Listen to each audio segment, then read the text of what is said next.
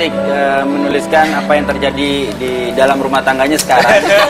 Lu bocorin nih. Kan mau dianalisis susu bang, analisa juga. Kalau emang nggak bener, mesti ngomongnya biasa aja. Ada emosi di sana, tapi nggak tahu secara tulisan, kita nanti lihat lebih lanjut. Nah sekarang kita melanjut ke Yuanita. Sudah ada tulisan yang semalam dibuat dan sekarang yang dibuat. Ini yang semalam. Semalam lagi semangat Mbak, ini hari ini lagi aduh Yang agak semalam. ngantuk gitu. Jadi Ini yang hari ini. Sama polanya seperti Adri tadi. Yang dimaksud dengan pola adalah satu, kalau diperhatikan ini margin kirinya dia melebar. Ya, ini melebar. Kalau tarik garis. Ini juga sama. Dia melebar. Kemudian perhatikan sebelah kanannya. Ini contoh layoutingnya aja ya, karena kan sebetulnya unsur untuk dianalisa di grafologi itu banyak sekali. Tapi ini yang paling gampang dilihat, lihat sisi kanannya sama-sama jauh sekali. Itu artinya apa itu buat Yuanita? kenapa jadi lu yang semangat? Isi kekosongan kertas di sebelah sini, sebelah kanan. Bener banget. Ketemu dari kiri kan, ketemu di tengah. Oke, jadi gimana kalau Yuanita ini? Kalau berbicara komitmen, berbicara resiko gitu ya, memang semua orang yang tulisan tangan yang seperti ini cenderung akan berpikir lebih panjang. Pantesan 5 tahun jomblo, panjang banget bu mikirnya. Panjangan itu mah mikirnya. Terus apa lagi Pak? Terus cara dia menggunakan ruang ini ya, bahwa seperti buku yang ditata rapi.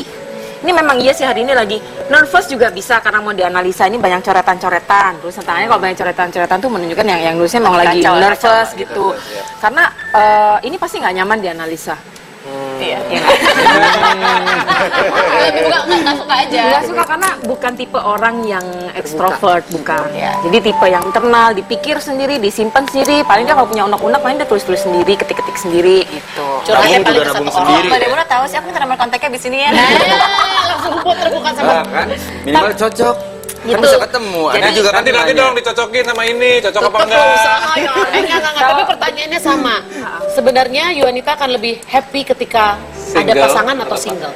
Tergantung pasangannya. Kalau pasangannya memahami bahwa nih kalau diperhatikan Yuanita ini agak perfeksionis juga ya. Ini tulisan tangannya dibayangkan kalau ditata seperti buku di dalam sebuah rak buku. Sangat presisi semuanya. Iya. Berarti ada standar yang cukup tinggi di dalamnya. Terus Ayo, kemudian Adri mulai mengajar standar. Adri nggak bisa noceng aja, nggak punya, udah patokan gue itu. Baik.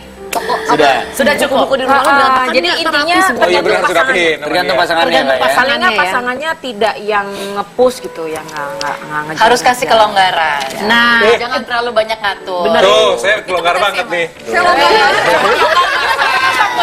Jill, pasien selanjutnya. Coba. Maaf, sisanya ada tadi Oh iya, coba ya, Pak ya. oke. Rapi juga. Nggak jelas tapi miring-miring Najil, sana sini. gimana, Najil? Najil bagus tuh. Tadi Yuanita bertanya hal yang bagus ya, bahwa bukankah semua orang tuh akan dihantui dengan masa lalu Iya, ya, apalagi kalau pernah trauma berpengaruh, gitu. apalagi orang pernah trauma, salah ya. Marisa, trauma Marisa. Jadi ya memang masa lalu pasti akan punya pengaruh. Cuman ada orang yang dihantui dan ada yang tidak. Nah ini contoh yang tidak. Berarti udah bisa move on. Ini lihat keren banget sebelah kirinya jauh ya. Jadi dia tidak, istilahnya ya bisa move on aja. Nggak yang terlalu dibayang-bayangin gitu. Tapi memang masih ingat dan Wah, selalu. Udah kelamaan. Si time will heal ya. ya. Terus tiga-tiganya itu sebetulnya agak mirip sih, 3 single di sini ya. Dari apanya nih, Mbak? Apanya Karena Mbak? ini tulisan tangan, kalau tadi kan saya banyak berbicara soal layout. Iya. Layout tuh bagaimana seseorang menempatkan diri dalam lingkungannya. Selain layout juga ada movement, pergerakan pada waktu nulis bergerak gitu ya, movement. Lihat aja tulisan tangan ini, bayangkan seperti mobil di Sudirman. Mobilnya parkir atau macet atau jalan nih kira-kira?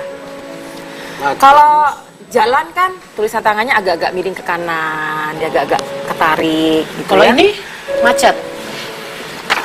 Diam, Kayak yang diam, ya? Macet statis. Artinya adalah tanpa disadari pemilik tulisan tangan ini memang agak lebih enjoy dia bergerak sendiri daripada harus sebenarnya mengandalkan orang lain. Jadi kita kesamaannya di situ. Itu betul. Lebih seneng gitu, lebih enjoy Saat ini ya. Ini menunjukkan karakter dasar sebetulnya. Oh, jadi Karakter artinya dasarnya memang independen, kemudian lebih mandiri. Bukan berarti tidak bisa berkomitmen ya. Bukan berarti nggak bisa, tidak bisa. Itu dia kenapa mereka pun ketika jomblonya lama masih bisa enjoy ya. Kan ada orang yang nggak bisa sebulan 2 bulan aja udah sibuk cari pacar. Ini bisa menikah juga loh. Kalau pasangannya juga memahami. Oke, Kan baik, menikah baik. tuh bukan berarti harus bisa menikah diborgol gitu kan? bisa enggak menikah juga bisa menikah juga tapi mungkin Tidak masuk, usianya tidak menikah di usia yang standar orang Indonesia 24, 25, 26 menikah di usia senja nggak masalah banyak kok contohnya dan mereka bahagia. Kita Betul. saksikan tayangan berikut ini. Akankah terlintas di benak para single untuk mati sepi sendiri tanpa cinta? Namun, tidak ada kata terlambat untuk cinta. Beberapa pasangan bahkan memilih menikah di usia yang tidak muda lagi. Basa-basi telah merangkum pasangan yang menikah di usia senja. Di posisi ketiga, Ted Parsons dan Jen Reed. Setelah 20 tahun berpacaran, akhirnya Ted yang telah berusia 98 tahun menikahi Jen yang sudah berumur 90 tahun. Mereka merupakan pasangan tertua yang menikah di Inggris walaupun belum bisa memecahkan rekor dunia. Di posisi kedua, Elon Musk dan Lillian Hartley. Pasangan ini menikah dalam usia 98 tahun dan 95 tahun. Pertemuan mereka berawal 18 tahun lalu di sebuah kuil.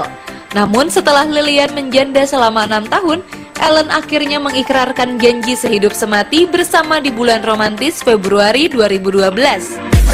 Di posisi pertama, Dana Jackson dan Bill Staus. Di usianya yang ke-100, Dana memutuskan menikah dengan kekasihnya Bill yang lebih muda 13 tahun darinya. Pernikahan ini merupakan pernikahan ketiga bagi Dana dan kedua bagi Bill setelah menyandang status single setelah ditinggal mendiang istrinya. Dengan dihadiri 100 orang terdekat, janji suci diikrarkan Bill di sebuah pusat perawatan kesehatan di Kentucky. Nah, buat para single, tidak ada kata terlambat loh untuk menemukan belahan jiwa kalian.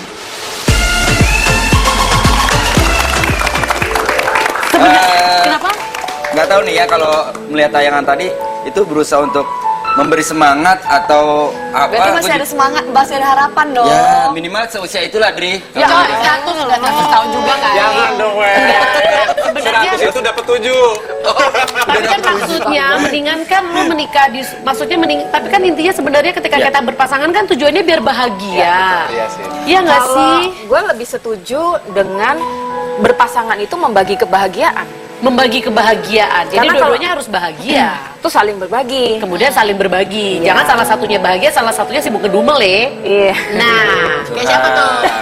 Curhat lagi. tapi sekarang gini, kenapa sih kita mengundang si jomblo-jomblo atau single-single bahagia ini dengan kemudian menganalisa tulisannya? Karena sebenarnya kita pengen ngasih tahu ke pemirsa, kalau misalnya nih Anda sekarang single dan Anda pengen tahu sebenarnya gue beneran bahagia atau gue ngebohongin diri sendiri sih, kita bisa melakukan dengan berbagai cara introspeksi diri. Nanti kita bakal bahas lagi nih, jangan kemana-mana, tetap di Basa-Basi. Ini topik yang gue suka.